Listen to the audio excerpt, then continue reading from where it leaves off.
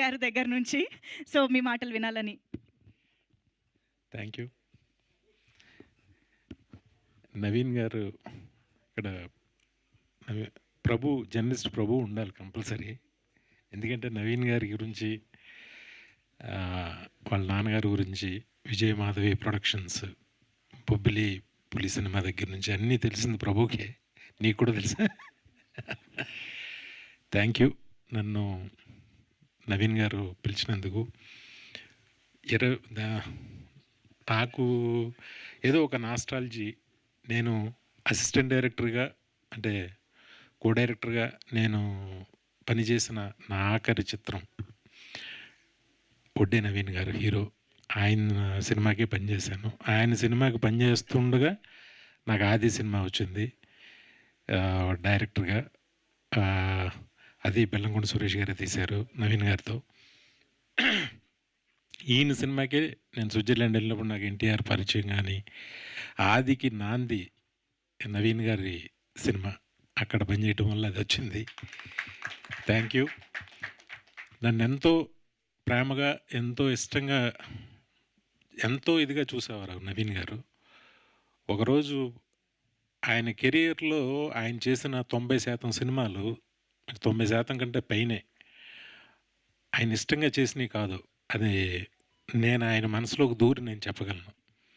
ఎందుకంటే నేను పనిచేసింది ఒక సినిమా అయినా కూడా ఆయన చాలా మదన పడుతూ ఉండేవారు. ఏదైనా సీన్ వచ్చినప్పుడు ఏంటిది ఇలా ఏదో పాపం ఒకలా రెస్ట్లెస్గా ఉండేవాడు ఆయన.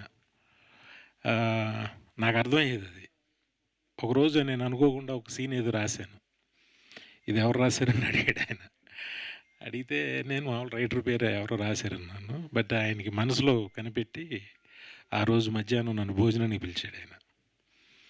పిలిచి కలిసి ఆయనతో కలిసి భోంచేశాను. భోంచేసిన తర్వాత వినయ్, నువ్వు చాలా మంచి డైరెక్టర్ అవుతావు, చాలా పెద్ద డైరెక్టర్ అవుతావు, ఇంకా ఇలా అసిస్టెంట్ డైరెక్టర్, ఇంక ఈ డైరెక్షన్ డిపార్ట్మెంట్లో ఇంకా అసిస్టెంట్లుగా పనిచేయడం మాని డైరెక్టర్గా ట్రై చేయి.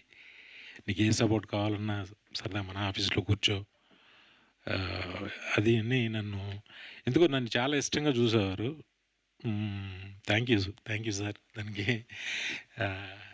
ఇప్పటికీ పాపం ఆయనకి ఎప్పుడు తృప్తిగా అయితే నేను కరెక్ట్ అయితే మీరు ఆయనకి నచ్చి ఎప్పుడు పాపం ఏ సినిమా కూడా ఆయనకు నచ్చి పూర్తిగా నచ్చి చేసినవి చాలా తక్కువ సినిమాలు ఉంటాయి. ఎందుకంటే ఆయన ఫ్యామిలీ బ్యాక్గ్రౌండ్ కావచ్చు, ఆయన పెరిగిన విధానం కావచ్చు, అప్పటికి ఆయనకి తెలిసిన, ఆయన చూసిన సినిమాలు, ఆయనకి తెలిసిన ప్రపంచం, దానికి ఈక్వల్గా అప్పుడు ఇక్కడ ఎవరు లేరు నిజంగా. ఎందుకంటే వాళ్ళ ఇన్ఫ్లుయెన్స్. మేము స్విట్జర్లాండ్ నుంచి వస్తుంటే కాస్ట్యూమర్ ఫ్లైట్లో సిగరెట్ కాల్చాడు టాయిలెట్లో.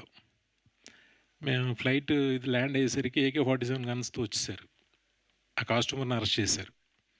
ఎవరికి ఏం తెలీదు. చెన్నైలో జస్ట్ ఒడ్డే నవీన్ గారు ఎవరితో ఈయన జస్ట్ ఒక ఫోన్ కాల్ చేసి మాట్లాడారు, వెంటనే బయటకు వచ్చాడు. ఓ, ఇంత ఇన్ఫ్లుయెన్స్డ్ అయినా అనుకున్నాను నేను అప్పుడు. కానీ ఆయన వెళ్ళాల్సిన స్థాయికి వెళ్ళారని నేను అనుకోను. కానీ ఈ సినిమా పెద్ద హిట్. ఎక్కడి నుంచైనా ఆయనకి నచ్చిన సినిమాలు, మంచి సినిమాలు రావాలని మనస్ఫూర్తిగా కోరుకుంటున్నా. ఈ సినిమాతో ఫస్ట్ టైం డైరెక్టర్గా వస్తున్న కిషోర్ కమల్ కానీ అందరికీ, టీం అందరికీ మంచి సక్సెస్ రావాలని మనస్ఫూర్తిగా కోరుకుంటున్నా. అన్ని సంవత్సరాల తర్వాత నేను అప్పుడు మానేసిన తర్వాత మళ్ళీ నిన్నే ఆయన ఫోన్ కాల్లో ఆయన వాయిస్ వినటం, ఆయన చూడడం. అప్పుడు ఎలా ఉన్నాడు, ఇప్పుడు అలాగే ఉన్నాడు ఆయన హ్యాండ్సమ్గా. All the best sir. Thank you. నన్ను ఎంకరేజ్ చేసినందుకు చాలా థ్యాంక్స్ అండి. నా మీద ఎంతో నమ్మకం పెట్టుకున్నారు మీరు అనుకున్నట్టే కొంతవరకు సాధించగలిగా నేను కూడా. Thank you sir. Thank you very much నన్ను పిలిచినందుకు. మిమ్మల్ని చూడటం చాలా ఆనందంగా ఉంది. చాలా exciting. Thank you very much. Thank you so much. Cinema పెద్ద హిట్ అవ్వాలని మనస్ఫూర్తిగా కోరుకుంటున్నా. Thank you sir. హంబుల్నెస్కి కూడా ఒక ఇది ఉంటుంది సార్. నేను కూడా ఎంతో కొంత సాధించానంట సార్. మీ బ్లాక్ బస్టర్స్ ఒక రికార్డులు తిరగేస్తే చెప్పుకోవడానికి రోజు సరిపోదు.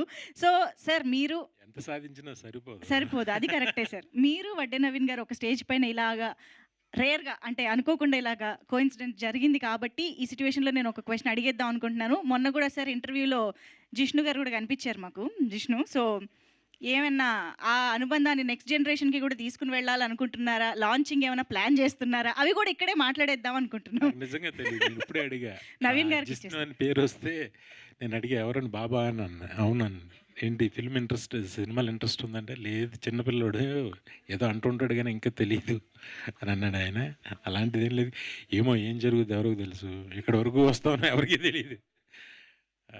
కానీ నిజంగా అబ్బాయి వస్తే నిజంగా నేను చాలా ఆనందపడతా. మంచి సక్సెస్‌ఫుల్‌గా అవ్వాలని కోరుకుంటా. 100%. యెస్. అండ్ ఆ లాంచింగ్ మీ బ్లెస్సింగ్స్ ద్వారా కూడా జరగాలి అని మనస్ఫూర్తిగా కోరుకుంటున్నాం sir. Thank you so much. So, Naveen గారికి నేను అప్పుడే ఇవ్వను మైక్.